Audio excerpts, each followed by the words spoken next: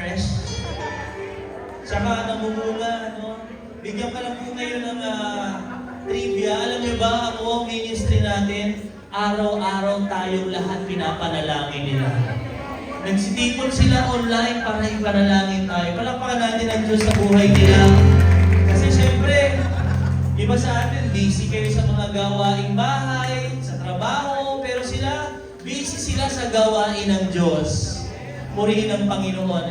Binabati po namin ang bawat isa kanina, nag-bless talaga. Nakaka-bless yung mga kwento, mga testimony ng mga kapatid natin. No? Palakpakan natin ang Panginoon.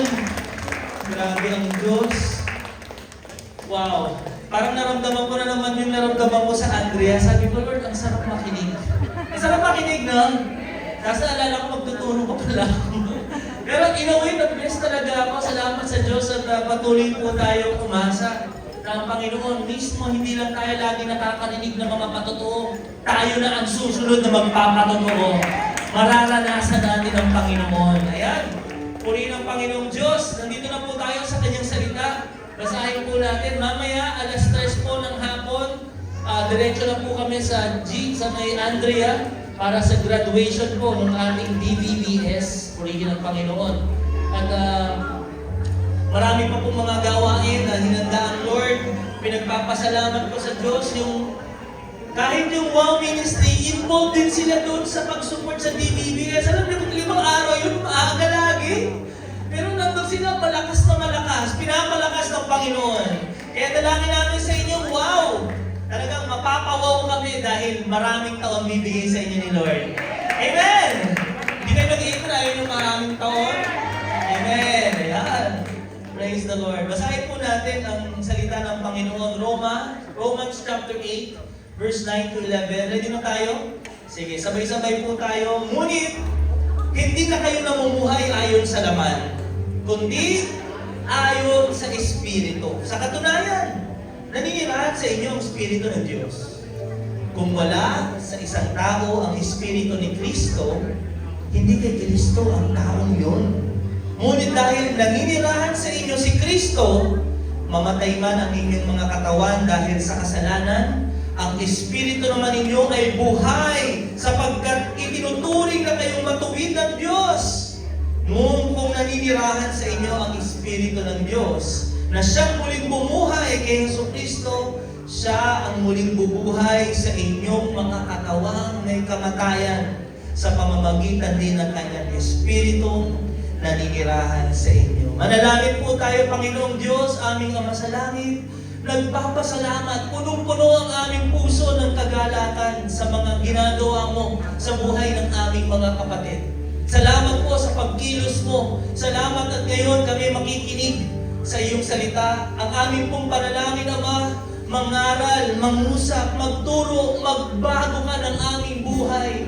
Maranasan namin ang kapangyarihan mong kumikilos sa aming pang-araw-araw na pamumuhay.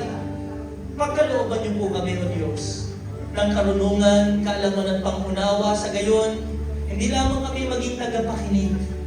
Isabuhay namin ang bawat maririnig at ang pangako mo, pagpapalain kami sa lahat ng aming gawain. Kaya Panginoon, maraming salamat. Tinatanggap namin ito sa pangalan ni Jesus. Amen. Palakpakan natin ang salita ng Diyos. Pwede na po tayo maupo, mga kapatid.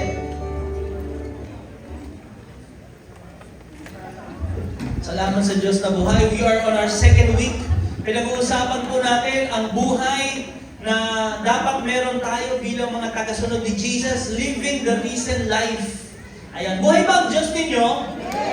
Buhay ba si Kristo? Namatay siya sa krus pero muli siyang nabuhay noong ikatlong araw. Kaya po ito po ay hindi lamang natin dapat ipagdiwang, ito'y dapat maging buhay din natin. Sabi ko nga, last two Sundays, di ba, pinag-usapan natin kung paano ang Panginoon Kristo, we celebrate Him, the risen Christ, the risen Lord. Hindi lang sa 1 week. Every day of our life, dapat makita sa atin ang Panginoon. No? Excuse lang, mauulog to kapatid. Sige, i-sisay ko na lang. Thank you, Lord. At salamat. Last week po, review lang para sa mga hindi naka-attend. Ngayon, anong blessing nito sa akin? Pastor, kung buhay ang Panginoon kong Jesucristo, ano ang tulong nito sa akin? Nagkaroon ka ng bagong pagkatao. Amen! Ang lumang pagkatao natin, wala na. Tayo'y bago na. Sabi mo sa katabi mo, bago ka na. Yes, meron na tayo. Bagong nilalang na tayo. At tayo ngayon, bilang mga bagong nilalang kay Kristo, tinanggap niya tayo sa kanyang kaharian. Sabi ni Sis Novi kanina, tagalangit ka na. Totoo yun. Pero dati, hindi tayo tagalangit. Ang destinasyon natin, dagat-dagatang apoy. Pero dahil si Jesus ay namatay sa krus at muling nabuhay, ang destinasyon natin sa langit na. Pangalawa, mahalaga ang buhay mo. Sabi mo sa katabi mo, mahalaga ka. At yung halagang binayad sa iyo ay dugo ni Jesus. The blood of Christ was paid for your life. At dahil doon sa kanyang walang hanggan na pagmamahal, tayo ay kanyang tinatawad. Kaya hindi tayo nabubuhay sa nakaraan natin. Nabubuhay tayo sa pagkakakilanlan natin dahil kay Jesus. Amen? Ngayon po, pag-uusapan natin ay dahil si Jesus ay namatay sa krus para sa ating kasalanan, siya'y inilibing. Naalala niyo, tatlo yun. Sabay-sabay, namatay siya sa ating kasalanan, para sa ating kasalanan, inilibing siya, at pangatlo, siya'y muling nabuhay. Anong binibigay sa atin ito? Dahil sa muling pagkabuhay ni Jesus, meron tayong kapangyarihan sa ating buhay. Sabihin mo, power.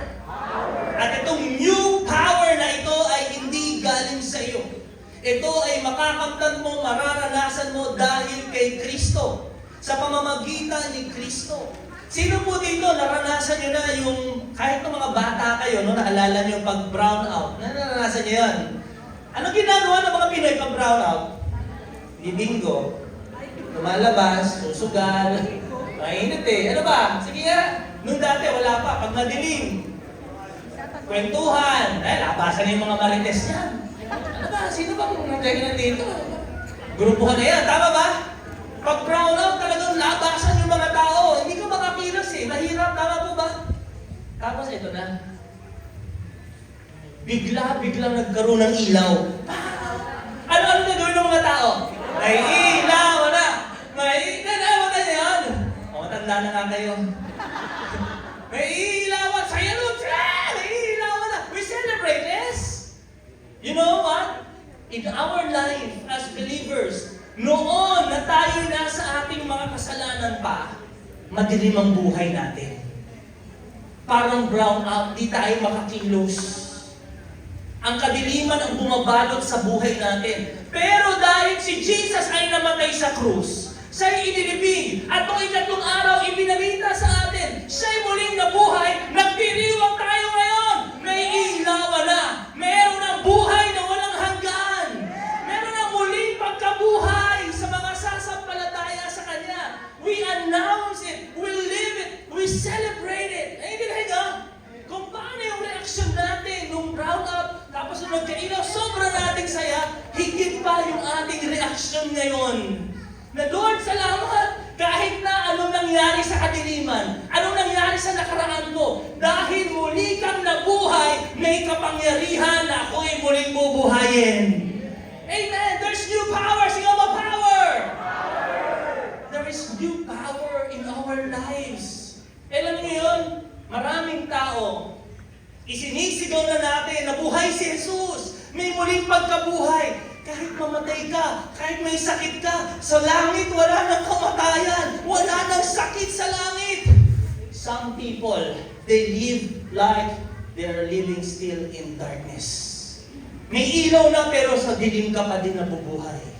Pwede ko bang sabihin sa'yo, ang kailangan mong gawin, i-switch mo lang yung ilaw at makikita mo si Kristo sa buhay mo. Mamulat ang mata mo na ang buhay natin, hindi lang dito. May naghihintay sa ating buhay na walang hanggan. I'll share to you a story, no? Nagpunta kami sa service, nag-service kami sa Patay.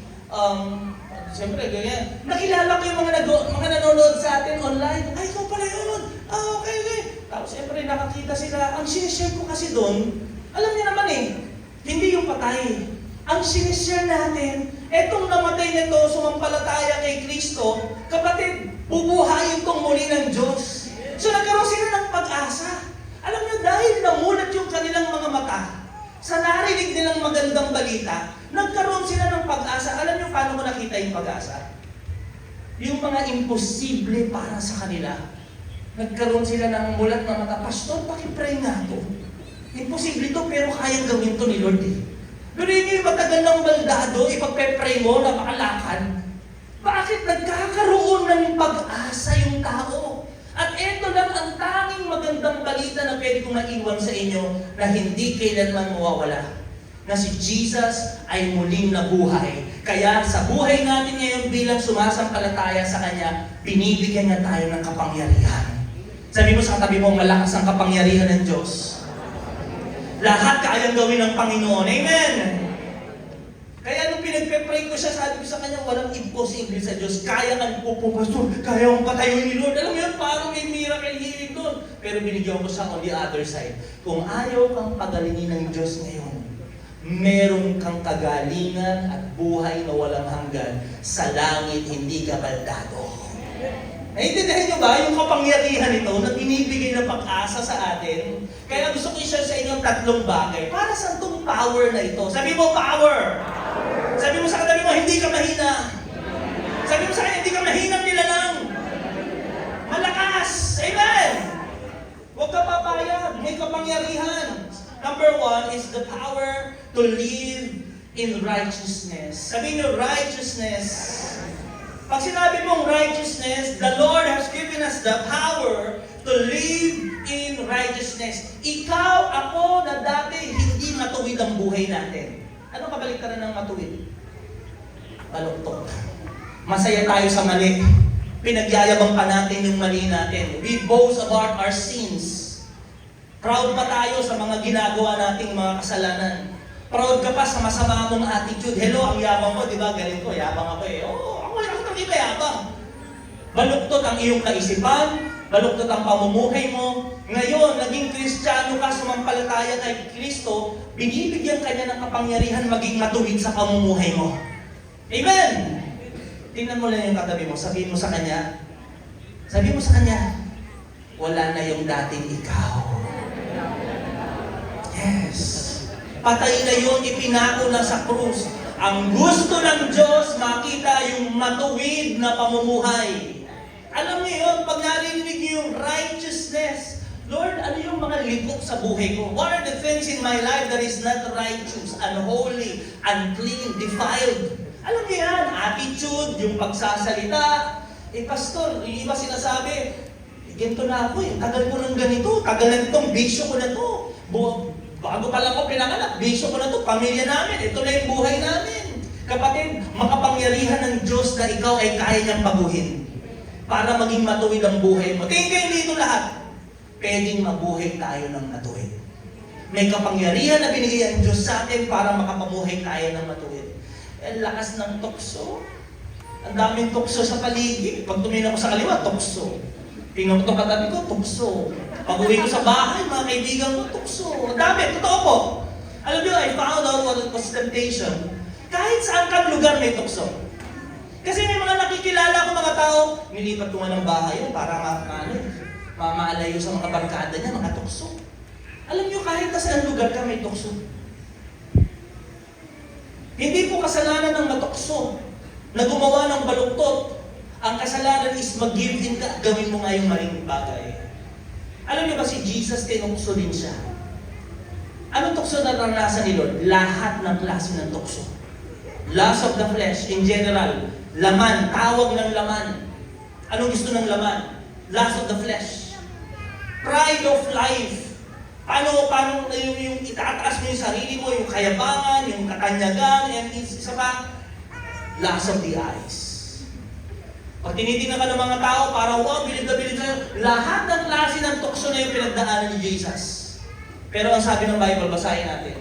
Ang ating pinakapunong pare, Hebrews 4:15-16. Ang ating pinakapunong pare, Jesus, ito ay nakakaunawa sa ating kahinaan. Basahin po natin, sapagkat tulad natin. Sabi mo, tulad natin. Sabi mo sa katabi mo, tulad natin. Tinukso siya sa lahat ng paraan, subalit kailanman ay hindi siya nagkasala. Jesus was tempted in every way, yet without sin. Kaya huwag mong sasabihin, tao lang ako. Basahin mo yan. Si Jesus tulad natin, tinukso siya pero hindi siya nagkasala. Anong tinuturo nito? Pakinggan nyo. Pwede kang mabuhay ng matuwid. Kasi si Jesus nagawa niya. Ngayon si Jesus nasa iyo, mabubuhay ka rin ng matuwid.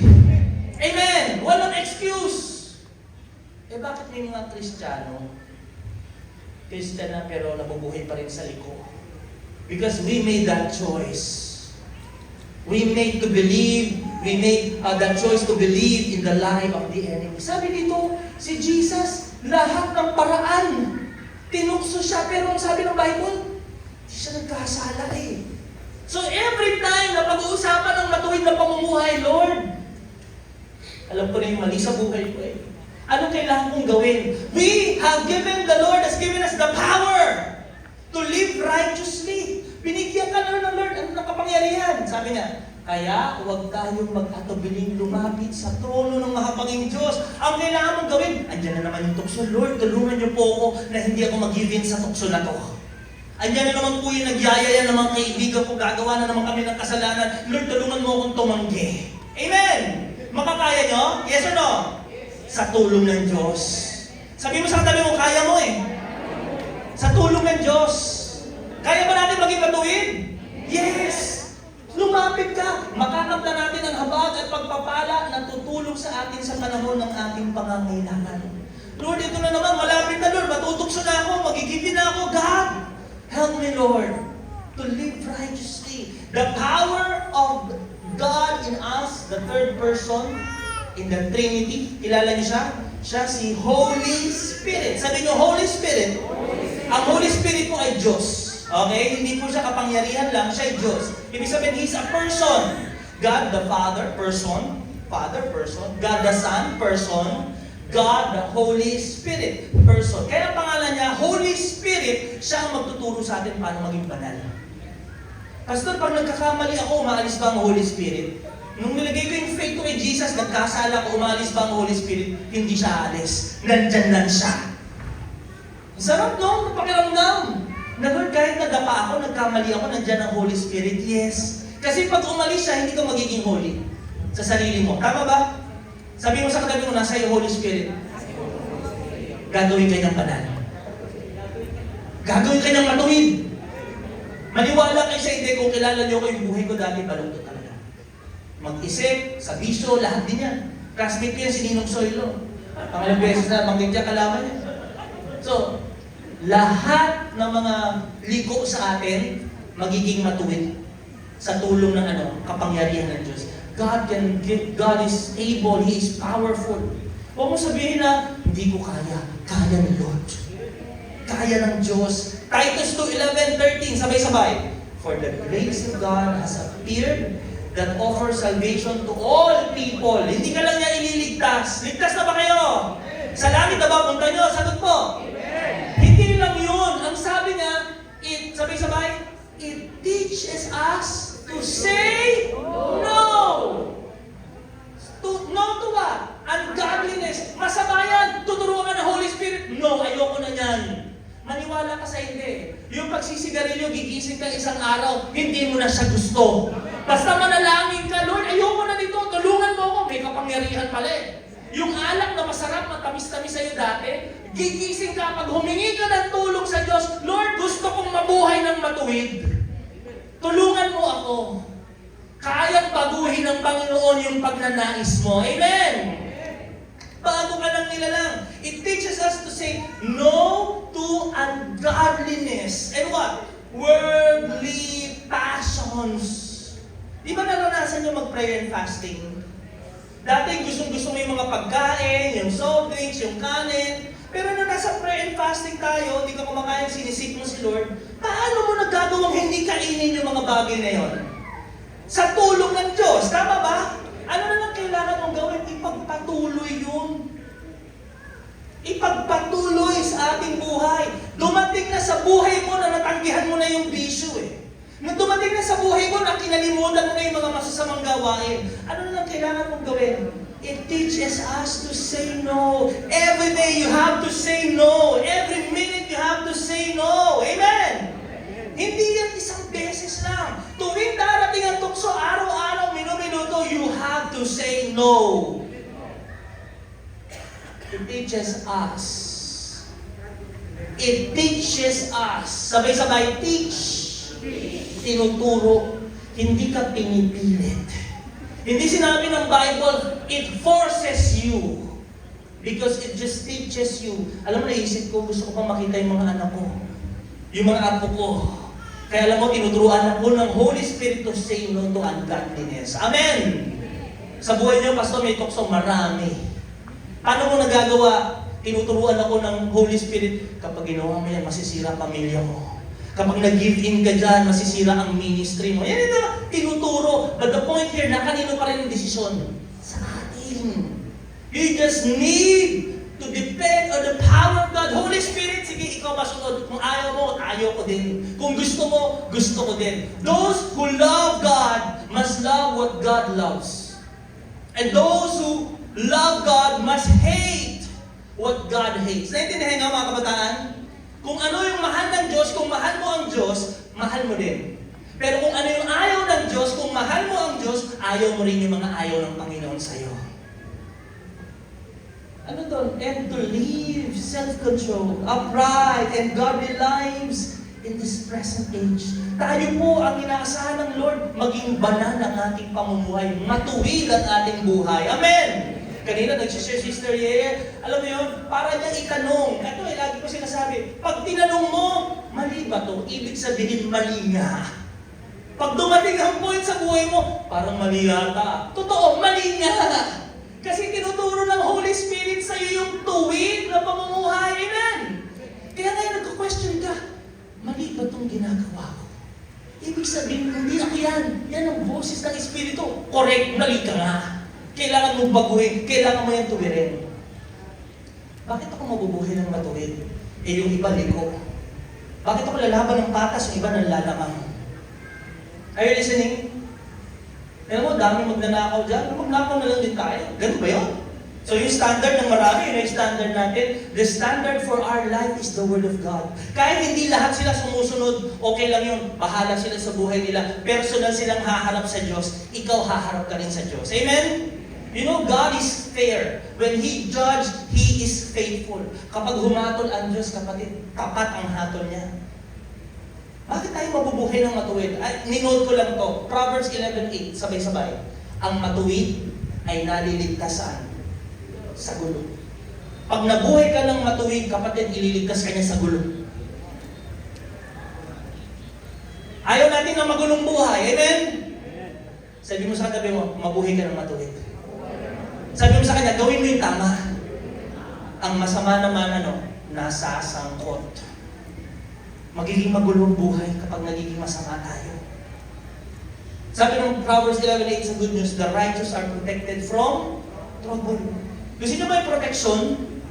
Alam nyo, ang mga righteous, ang mga pinipili yung tama, nabubuhay ng matuwid sa Lord, iniingatan ng Diyos. Pakinggan nyo to nung DVDS one time, di ko alam kung second day or third day, kasabi ko na sinasistyan yung family, puno kami. Yung likod na 14 yung sakay ng Veloz. Grabe si Lord, no? Yung Pajero, 25 yun, no? Yung Pajero, binenta ko, makabibenta ko na nitong Veloz. 40 lang sakay. For the glory of God yan. Kay Lord naman yan eh. Pag-aamit mo, kung masira, papagawa niya, bahala siya. Uwi-uwi na kami, pagod. Kulang ng tulog. Ay, madali-madali ka na, tapos nagpagas pa ako. Nahanap yung gas station ng mura. Inip na rin sila eh, di ba? Tapos pag kung gano'n, doon sa papunta sa amin, sa Phoenix. Alam mo, nagmamadali ka na, gusto mo na magpahinga. Sino dito, minsan lang siguro, no? Mainit ng ulo niyo sa mga biyahe. Huwag kayo magtaas ng kamay. Ano napapansin niyo sa mga hindi matuwid ang buhay? Nalalagak saan? Road rage. Nababarel. Nakikipagsuntukan. Tama ba? Eh, hindi mo piniling matuwid eh. Pero pag pinili mo yung matuwid, anong sabi ng Bible? Nililigtas ka sa gulong. Pinoproteksyonan ka ng Diyos. Tama ba? Lapit na kami. Pag malapit ka, baka madali din si Pastor eh. Kung gusto niyong sumakay sa akin, pag-pray niyo ako baka madali din eh. Kakanan ako eh. Kaso may nauna sa akin, nakahazard, malayo pa lang, nakahazard, nakakanan. Kaso pagkakita ko, Alam, bilis lang ang promptings ng Holy Spirit eh. Rapid response. Kahit malayo pa siya, police, mobile, tapos parang pang-SWAT yung likod niya. May re-respondihan. Nauna na ako sa kanya, tapos siya ang bilis. Siyempre, rapid eh. Ano yan? Sabi ko, audible. Sige, mauna ka na, rapid response ka eh. Baka may re-respondihan. Pinauna ko na, kahit uwing-uwi na. Tandaan niyo to. May mga bagay tayo hindi nakikita, pero ng Diyos nakakakita. Pilitin mo maging matuwid po protection ng Kanya. PNP to, rapid response. Sa likod may mga gamit ng SWAT. Wala pang 3-4 na minuto dire-diretso kami. Nasa harapan ko siya. Alam niyo nangyari? Sa harapan namin, banggaan. Alam mo kung sino binangga niya? Kulay pulang velos. Wasak talaga, total rin. Sabi ko, pahinto ko, bakit mabagal na yung takbo mo?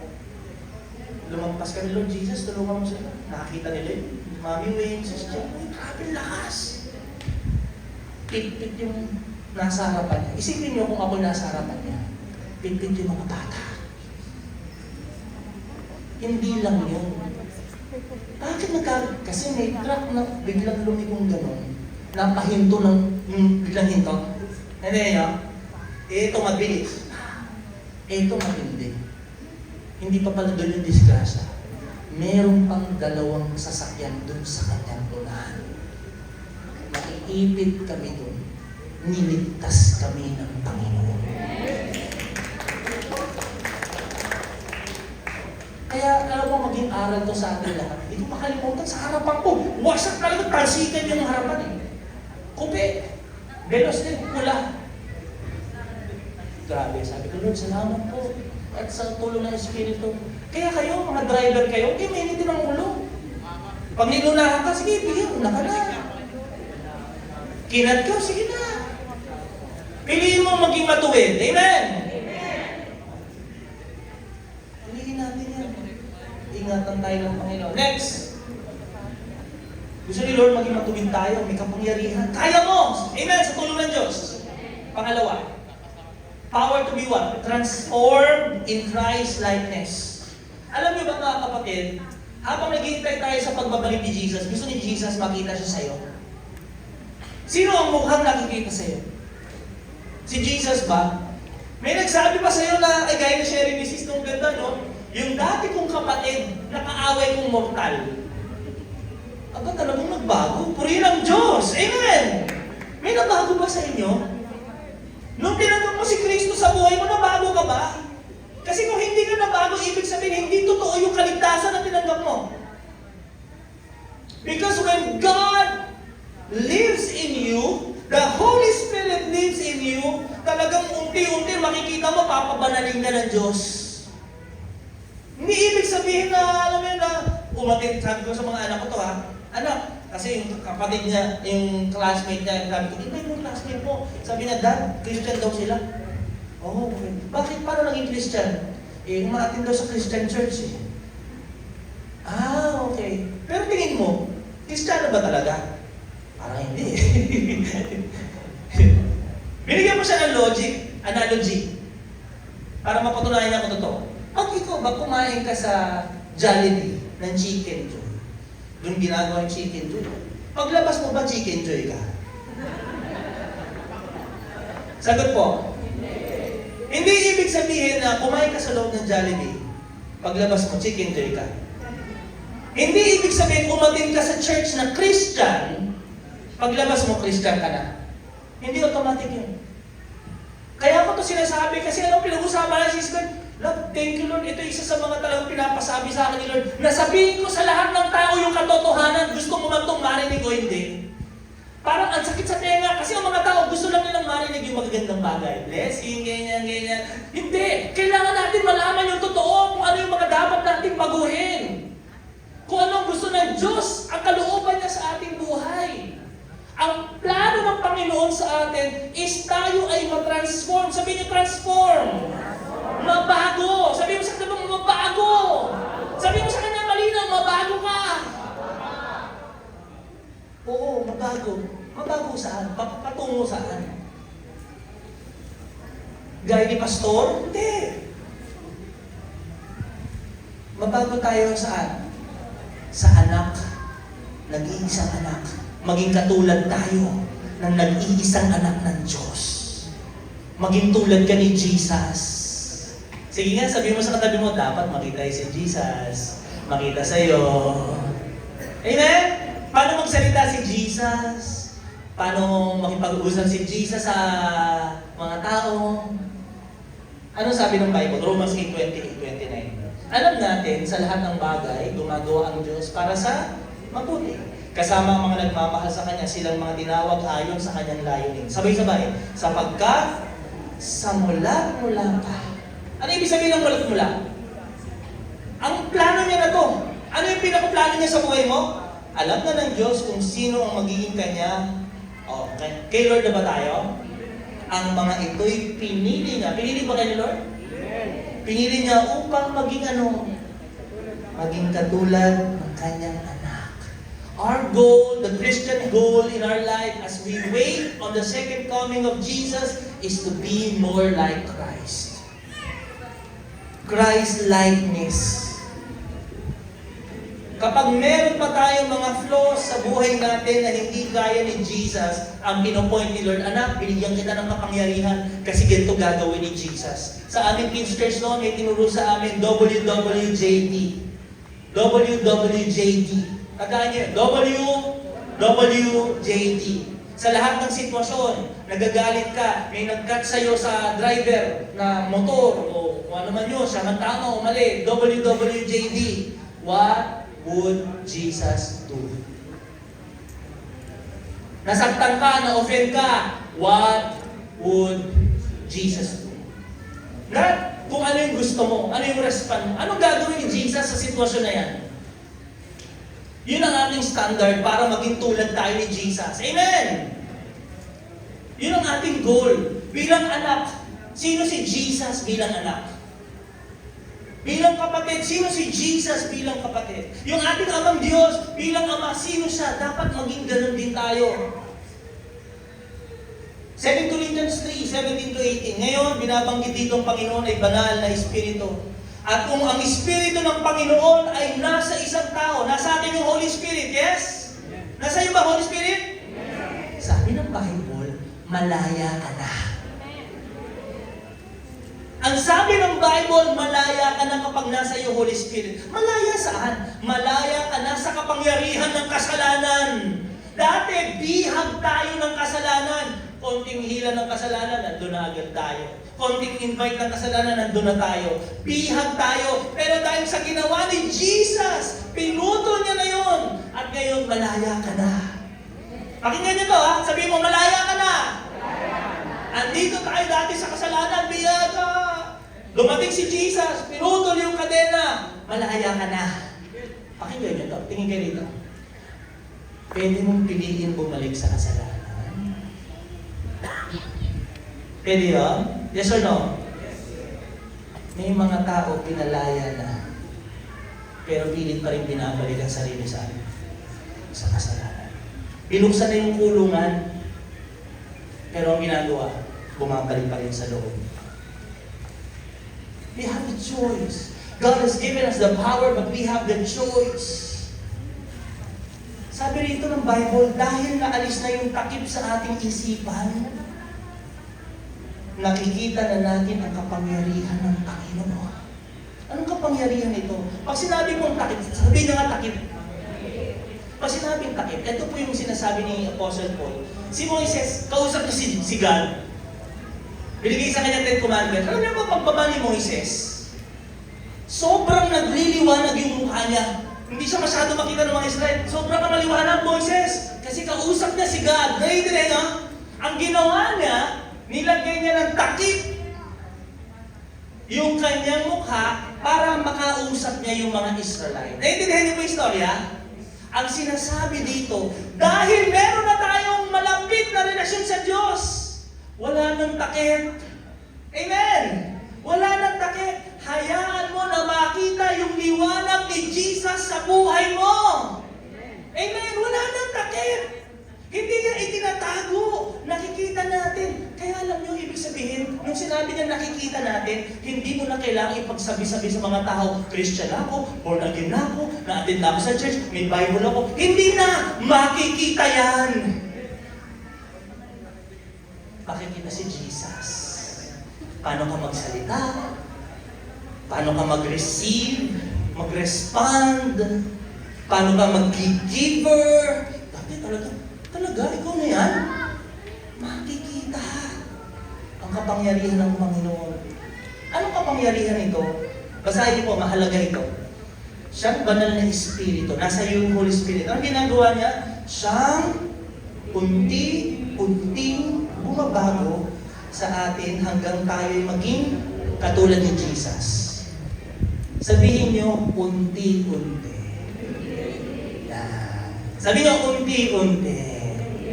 Pag bago pa lang ikaw umaatin dito, sige, okay lang. Ano ka pa, medyo masungit ka pa. Kung bago ka pa lang umaatin dito, sige, naiintindihan ko. Medyo kailangan, ano ka lang, relax ka lang, hindi mo masyadong kailangan nag-share. Sige, okay lang yan, bago ka pa eh.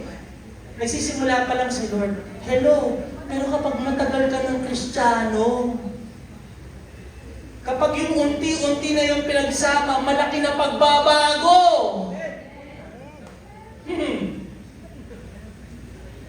Yung unti-unti na yun, ang tagal, bawat buwan may 4 na linggo, bawat linggo may Bible study, bawat Bible study na pagbasa ka ng Bible araw-araw, pag pinagsama-sama mo yung walk mo kay Lord, unti-unti binabago ka niya, pag pinagsama-sama yun, may makikita talagang definite change sa buhay mo. The question here is, bakit hindi nakikita yung malaking pagbabago? Tagal na itong Christian. It's just very simple. We are not obeying the voice of the Holy Spirit. Tagal na nito Christian, ito napakayabang pa din. Ang tagal na nito pero lulong pa din. Ang totoo sinasabi ng Holy Spirit, pakinggan nyo to ha, sabihin nyo kung hindi nyo ito naririnig, bago ba na ako. Naririnig nyo ang banal na Espiritu na sinasabi sa inyo, talikuran nyo. Araw-araw naririnig nyo, yes? Sa mga desisyon nyo, naririnig nyo, yes? Nasa iyo siya eh. Nasa iyo. Eh bakit ganun ka pa rin? Kasi hindi mo siya sinusunod. Pero once na sinunod mo ang banal na Espiritu, magugulat ka, nagiging tulad ka na ni Kristo. Nababago ang buhay mo. Kaya sabi ng Romans 12, naintindihan niya na, may marami ba kayo natututunan? May kapangyarihan. Huwag niyong tularan, Romans 12, huwag niyong tularan ang mga pag-uugali ng mga tao sa mundong ito na para bang nagsasalita, tag-ibang mundo ka ba? Oo. Hindi ako taga dito. Taga dito ba kayo? Taga dito ba kayo sa mundong to? Sabi ng Bible, we are sojourners. We are foreigners. Mga tourist. Turista lang tayo dito. Ako, turista lang ako. Meron talaga akong bahay. Yung citizenship ko, 2. Filipino tsaka heaven citizenship. Yung iba sa inyo, 3 citizenship nyo. Senior citizen. Senior, Filipino, tsaka heaven citizenship. Hindi ako taga dito. Kaya, hindi ako pwedeng tumulat sa ginagawa nila. Nagpunta nga kami nung isang, nag-travel kami, meron din silang, alam mo yan, sa Bangkok, sa Thailand. Tala, somebody! Somebody, who wants to try? Ano yun? What's that? What's that? You drink very strong. You make strong. What's that? Marijuana. Ando lang, food cart lang. Open country yun eh. Yung best inyo, nagkaka-idea. Parang gusto ko pumunta ng Thailand. Hello, malululong ka doon. Hindi ako taga doon. Kaya yung kultura nila maaring normal yun sa kanila, tanggap yun sa kanila, hindi ako taga doon. Hayaan niyong baguhin kayo ng Diyos sa pamamagitan ng pagbabago ng inyong isip. Pastor, paano ba mabago? Sabi sa 2 Timothy 2 verse 22, flee! Sabi mo, flee! Ibig sabihin, tumakbo ka. Takbo! Palayo! Hindi pa punta ha? Gusto niyo mabago? Yes, ano? May kasalanan dito, lagi kayo nagkakasala dyan. Ano kailangan gawin? Tumakbo ka palayo. Hindi sinabing pray in tongues, yan, makakasalanan ka doon. Hindi sinabing stay. Ang sabi ng Bible, you flee, takbo, layuan mo. Sabi mo nga sa tabi mo, layuan mo. The evil desires of your youth. Pero meron kang pupuntahan. You pursue what? Righteousness. You pursue what? Faith. Paano ka magkakaroon ng faith? Simulan mo magbasa ng Bible. Mag-pursue ka, mag-attend ka ng mga study natin, cell group. Marami po tayong gawain. Kung gusto nyo makita si Jesus sa inyo, magdesisyon kayong lumayo sa kasalanan at pumunta kayo patungo sa katwiran ni Jesus. Amen! And love and peace. Pakinggan niyo to. This is important. Along, sabay-sabay, along with those who call on the Lord out of pure heart. Gagawin mo ba siya mag-isa? Mahirap magbago mag-isa, tama ba? Sino rito nagpunta kayo ng gym? Gusto nyo lumaki katawan nyo, mag-isa lang kayo, wala kayong maging kaibigan. Mahirap. Wala mag-encourage sa inyo, tama ba? Kaya sabi ng Bible, we need someone. But this someone is with a pure heart. What does this word tell us? Sa pamumuhay ng matuwid, pakinggan niyo itong lahat. Sa pamumuhay ng matuwid, matransform ang buhay natin, we need to evaluate our relationships. Pero inaalis ko yung marriage, ha? Wala ka na magagawa, touch wood na yan, kasal ka na eh. Sabi ni Pastor, evaluate ko rin, baka iwanan ko na itong asawa ko, pahamak to eh. Hindi, dadalhin mo yan. Mga kaibigan niyo, pag meron ka mga relationship na hindi ka nag-grow, alam mo sabi ng Bible, ang dapat mong samahan, yung may mga pusong dalisay. Kapag mga kaibigan mo marurumi ang puso, sabihin ko sa iyo, tell this from thy mouth, iwanan mo na. Bakit? Next verse. Anong sabi ng Bible? Ang masamang kasamay nakakasira ng mabuting pag-uugali. Bad company corrupts good character. Tingnan mo yung evaluate your relationships, your friendships. Tingnan mo, pagkasama ko to, parang nawawala ako kay Lord. Pagkasama ko lang, lalamig ako, nandodonayan yung puso ko, isipan ko, umalis ka na dyan! Iwanan mo sila! You know why? Huwag mong isama yung sarili mo na mapahamak ka at manatili sa kasalanan. Not love everybody na lagi ka nandun. You have to set boundaries kung sino na yung mga taong ilalagay mo sa circle of friends mo. Tama ba? Kailangan pipili ka. Pag ang mga taong napili mo nagkamali ka, iwanan mo. Iwanan mo sila. Pag malakas ka na, i-encourage mo na lang silang sumama sa liwanag. Pero kapag lagi kang nadadamay, nanghihina ka, toxic, nakakasala ka, kapatid, the Bible commands us to live. Kala lang si Jesus, meron siyang 12. Pero hindi lang 12 yung circle niya. Meron lang siyang 3. Amen? Hindi lahat ng relationship makakabuti para sa inyo. Imagine. Do you want to be like Christ? Gusto niyo maging gaya ni Kristo? Sumama kayo sa mga tao na pinupursue si Kristo. Nadalisay ang puso sa kanilang paglilingkod. Can I just boast on the glory of the Lord? Alam mo, na-bless talaga ako sa DDBS natin. Sa nag-uusap kami ni Siskal, alam mo, bless na bless ako. Every time nakikita ko yung ushering ministry natin, wala nang nagsasabi sa kanila, sama-sama sila, ang ingay nila, ang sasaya nilang naglilingkod. Kahit walang pumipilit sa kanila, ginagawa nila yon. Why? Doon yun yung samahan mo. Yung mga puso ay talagang buong pusong maglilingkod sa Diyos. Bakit sinasabi? Alam nyo, sinasabi ni Apostle Paul, sa church ng Corinth yan, ang mga mananampalataya yan. Sinasabi ko ito sa inyo, magpakatino kayo. Pwede ba sa katabi natin yan? Sige, babasahin mo sa kanyang Bible. Magpakatino ka, talikuran mo ang kasalanan.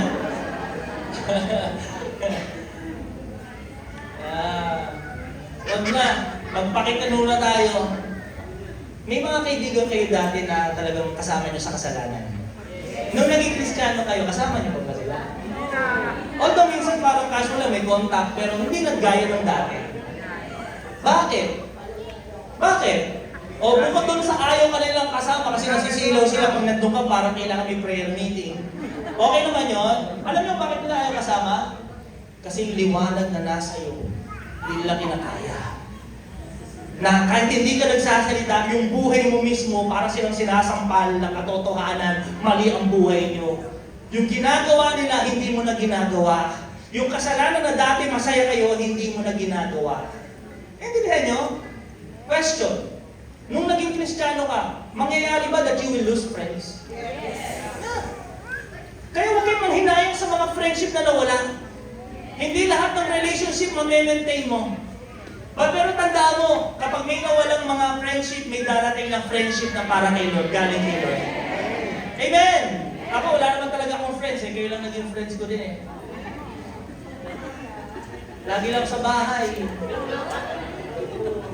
Noon. Alam mo, nakakatawa si Paul sumulat yan eh. Grabe, para siyang tatay. Ganun din ako para sa inyo. Parang tatay. Bakit kasi ang hard mo naman, iwanan namin yung relationship na to. Oo, iwanan mo na. Pag yung boyfriend mo, ayaw sumama dito ako. Ayaw talaga, tagal na, iwanan mo na. Yeah. Girlfriend mo, ayaw ng fit mo, iwanan mo. Pag kayo naging mag-asawa, sakit ang ulo mo dyan. Pero pag kasal kayo, iwanan. Invite mo. Amen! Sinasabi niya para ano? Upang mahiyakin sa sarili mo. Kristiyano kayo eh.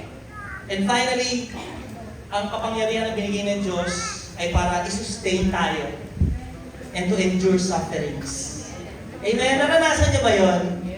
Yung kapangyarihan ng Diyos na nagpapalakas sa'yo, nagpapatibay sa'yo sa dami ng mga pagsubok na dumating sa buhay mo, nakatayo ka pa rin ngayon sa gitna ng crisis, na patuloy pa rin napupunan yung mga pangangailangan mo. Dumaan ang pandemic, dumaan ang gera, dumaan ang crisis, pero nandiyan ka pa rin dahil sa kapangyarihan ng Diyos. Yan ang lamang natin sa mundo. Lahat tayo, hindi tayo exempted sa pagsubok.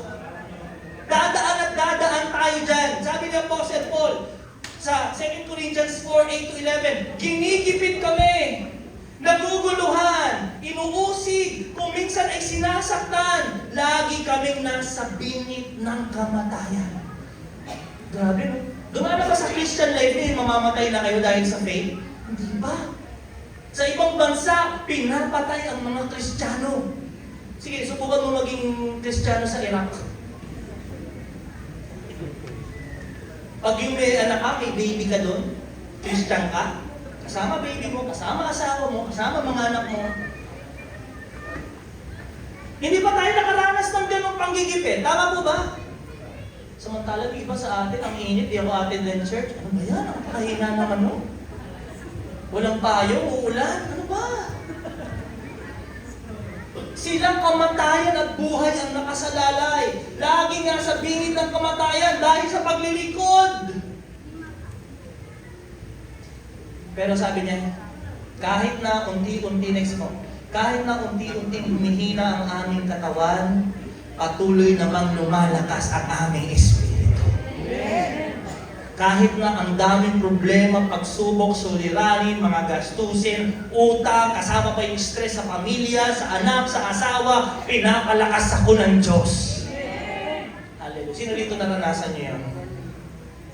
Can I give you this verse to encourage you in Romans chapter 2 Corinthians 4:17-18? Sapagkat ang paghihirap na dinanas namin sa mundong ito, panandalian lamang. Sabi ko sa iyo kapatid, mahirap pa ngayon ang sitwasyon mo, saglit lang yan, lilipas din. At pagkatapos nan, hindi mabigat. Dahil sa inyong paghihirap, may hinahandang gantimpala ang Diyos para sa amin. At yung gantimpala na yun, mananatili magpakilanman at hindi mapapantayan. Wow! Thank you for this strength, Lord, to endure, to sustain in the midst of suffering. Paano tayo kung makakaranas tayo ng paghihikahos? Sabi ni siya mismo, in Philippians chapter 4, alam niyo na sinusulat niya ito, nasa kulungan siya. Sabi niya, nakaranas ako ng paghikahos, naranasan ko managana, natutunan ko ang sikreto kung paano masiyahan, anuman ang kalagayan sa buhay. Gusto ko i-share sa inyo about contentment. Yung sustenance and endurance in suffering, magagawa mo yan kapag may contentment. Paano yung contentment? Binibigay ba ito ni Lord? Hindi.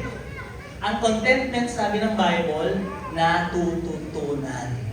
Gusto nyo maging kontento? Kailangan mong matutunan. Paano ba ako magiging kontento? Unang-una, nung sinabi niya, naranasan niyang managana, maghikahos. Para ka maging kontento, kailangan maranasan mo na lagi kang mapagpasalamat. Kung ano ang dumating sa buhay mo, maging mapagpasalamat ka. Ano man ang kalagayan, sabi niya, mabusog man, magutom, managana, maghirap, naranasan niya yan. Kapag lagi kang nagpapasalamat sa Diyos, na-appreciate mo yung blessing ng Panginoon, mas dumadami ang iyong mga pagpapasalamat, mas lumalaki ang Diyos sa buhay mo. Pero sa kabilang banda, pag tayo ay palaging nagre-reklamo, pag lagi tayo nakatingin sa iba at ikinukumpara ang ating sarili, hindi ka magiging kontento sa kung anong meron ka. Kasi kahit ikaw na ang pinakamayaman sa mundo, tingin mo pa rin, ay wala ako noon, hindi ako masaya. Naintindihan niyo ba? Kaya matutunan natin yan. Kung paano tayo laging maging mapagpasalamat sa kung ano yung dumating sa atin. Kahit nga po dumating ang paghihirap. Sabi ng kapatid natin, alam niyo, pinagpasalamat niya. Sa panahon ng kanyang sakit, doon pa rin siya pinagpala ng Diyos. Naintindihan niyo na hindi pa siya gumagaling, pero patuloy sila sa Panginoon. Doon mo marireceive itong strength to endure and even to be sustained. At ang sabi niya, lagi natin ginagamit itong verse na to, Philippians 4:13. Lahat ng ito'y magagawa ko dahil sa kaloob, sa lakas ni Kristo. I can do all things through Christ who gives me strength. Ano ang konteksto nito? Ang konteksto nito, hindi ito patungkol sa success. Hindi ito patungkol sa mga na-achieve mo. May exam ako, I can do all things through Christ. Hindi ito ganun. Meron kaming ina-expect na blessing, I can do all things. May ma-achieve kami. Hindi. It's about enduring suffering. Na kaya mong harapin anuman ang sitwasyon. Kasi si Kristo ang nagpapalakas sa iyo. Si Kristo ang nagpapasaya sa iyo kahit malungkot yung sitwasyon. Amen! Kahit na magulo ang sitwasyon, kaya mong harapin kasi si Kristo nagbibigay sa iyo ng kapayapaan. Amen! Amen! Lahat ng ito, matatagpuan natin kay Kristo. Lahat ng transformation, lahat ng righteousness, sa ating pamumuhay at higit sa lahat, paano tayo malalagiging malakas, masusustain sa gitna ng paghihirap? Dahil kay Kristo. Kailangan natin si Kristo sa buhay natin. Manalangin tayo. Tanggapin natin muli si Kristo sa ating mga buhay. Let's close our eyes and bow our heads. Panginoon, maraming salamat po sa malayang oras na binigay mo sa amin. Lord, natuto kami. Nais mo kami maging matulad. Nais mo na maging katulad mo ang iyong mga anak. Salamat po sa kapangyarihan. It is available for everyone who will believe that Jesus Christ is Lord and Savior. Kaya sa mga oras na ito, kapatid, ikaw ba'y tinatawag ng Diyos na baguhin ang isang bagay sa buhay mo? Na maging matuwid sa iyong pamumuhay? As you close your eyes and bow your heads, hindi mo magagawa sa sarili mo. Kailangan mo ang kapangyarihan ng Espiritu. At ito'y mapapasayo kung isusuko mo ang buhay mo kay Kristo. Sige, sa maiksing panalangin, taas natin kamay natin. Lord, kailangan ka namin. Lord, baguhin niyo po ako.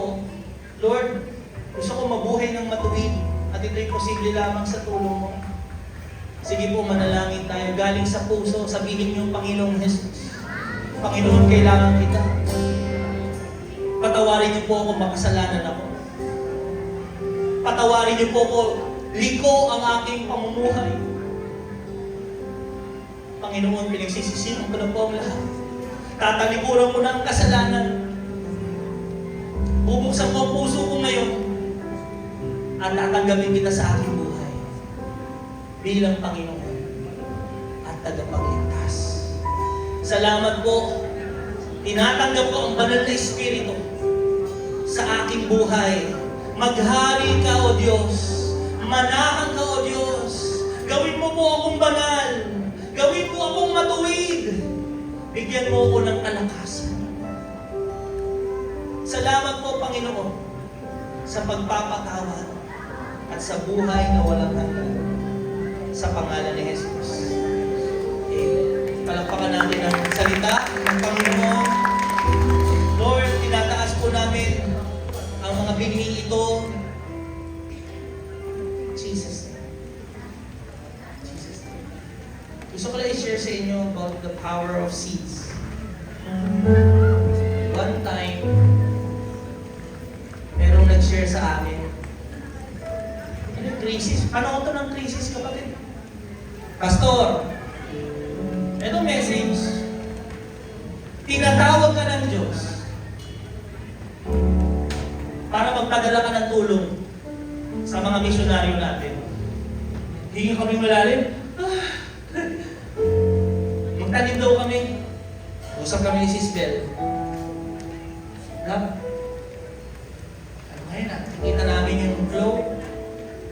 Pero you know, by the power of the Holy Spirit, by His grace, we still supported. Kahit masakit. It was a sacrificial giving for us. Ano ito, personal testimony namin? Seeds. Glory to God. 5 digits. Sige na. Kung pusong nagdadala pala, Lord, talo mo naman kami sa bigayan. Lahat naman ang meron kami galing sa'yo. Lumipas sa mga linggo, may na-expect kasi kaming in-expect kaming project.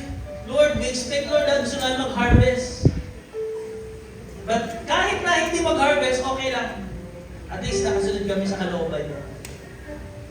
Alam niyo ba, na-deny yung aming project, hindi kami na-approve sa bidding. Sabi ko, Lord, sayang, laki pa naman. Kala ko harvest na. Okay lang. Pero we believe you are more than enough and you will provide for us. Hindi pa sa linggo, buwan, nakalimutan ko na. Pero biglang may tumawag. Pastor, punta ka dito. Meron akong pa-birthday sa'yo. Alam niyo yung binigay namin? Hindi 100% ang binalik. 150% ang binigay sa akin na hindi na ako nahirapan. Lord! Hindi natin kaya tanungin si Lord pag nagbibigay tayo. Parang sa inyo, masakit nang mag-sin eh. Eh, Pastor, crisis na yun. Pero Lord, we believe that you can do amazing things. You can bless us in many ways. Tama ba? Kaya alam nyo, sabi na si Snowy, hindi mo ito magagawa kung hindi mo ito maituturo kung hindi mo ginagawa. At hindi ka ganito magpatotoo kung hindi mo naranasan. Naranasan namin. Tapat ang Diyos sa kanyang salita. Amen? Panginoon, sa panahon ng pagkagutom, paghihirap, pangako, mananagana pa rin ang mga anak mo. Lord, maaaring hindi ngayong araw, pero gagawa ka ng paraan. Marami kang paraan para pagpalain kami. Financially, Lord, we ask for provision sa mga needs ng simbahan, sa mga needs para sa mission, sa mga needs na kailangan gawin at kailangan bayaran. Lord, you are the head of the church. You are a great provider. You are powerful. Wala akong imposible sa iyo. Kaya Lord, we pray in Jesus' name and also we believe walang imposible. Makakaranas kami ng himala sa aming pinansyal na buhay. Let there be miracles, Lord, in our finances.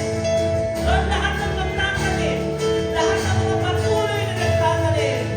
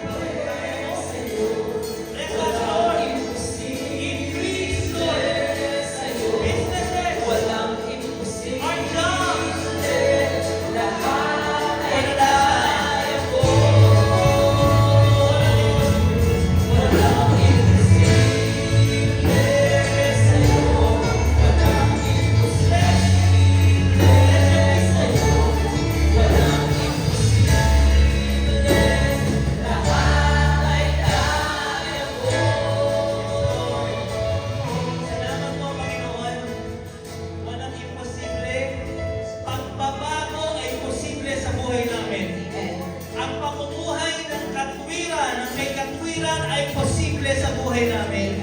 Ang kalakasan ay posible. Mapagtatagumpayan lahat ng aming haharapin.